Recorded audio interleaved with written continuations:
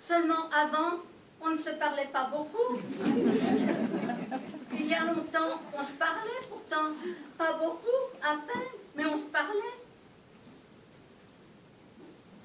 Papa, c'est Arvan. Tu m'entends? Tu es dans le coma.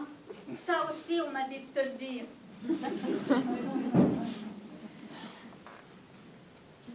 Dans le monde, sinon, rien de neuf.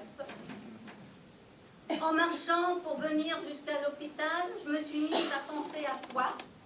Et je me suis souvenue de toi au Liban. Je vois le bord de mer, ses rues bondées, les cafés, un ciel bleu déchirant. Mais surtout pour moi, le Liban, ça se résume au petit jardin que nous avions derrière notre maison à la montagne. Un chien que j'aimais et qui m'aimait, avec qui j'allais jouer dans le creux de la vallée. Qu'est-il devenu ce chien? Je marchais le long de la rue et je me suis souvenue de toute cette joie à rester avec lui des heures, allongée dans le jardin, ma tête posée sur son ventre de chien, à compter les étoiles. Une question que j'ai toujours voulu te poser. Pour quelle raison m'avez-vous fait croire quand j'étais petite au Liban que pointer une étoile, ça pouvait vous faire pousser des verrues aux doigts? Pourquoi m'avez-vous fait croire ça? Après, pour compter sans pointer, c'est assez compliqué. Remarque, j'ai fini par développer une technique. Je cachais mes mains sous ma tête. Puis, je commençais par repérer l'étoile la plus brillante. Je ne la quittais pas des yeux. J'en faisais mon étoile référence, ma numéro 1, si tu veux.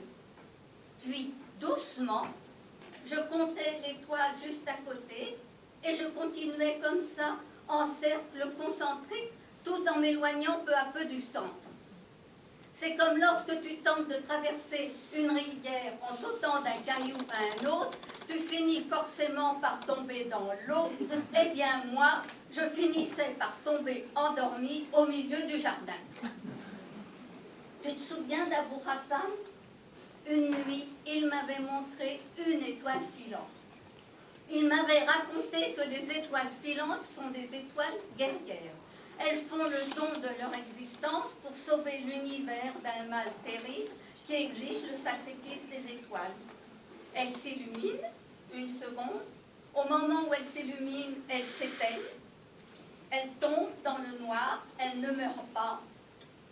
Abou m'avait dit que c'était ce qu'il y avait de plus beau et de plus généreux dans l'univers.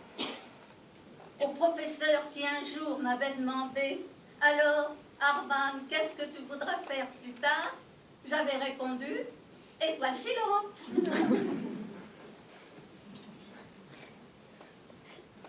Papa, il me faut te quitter. Écoute-moi bien, papa. Je vais revenir. Je reviendrai encore demain et nous parlerons encore.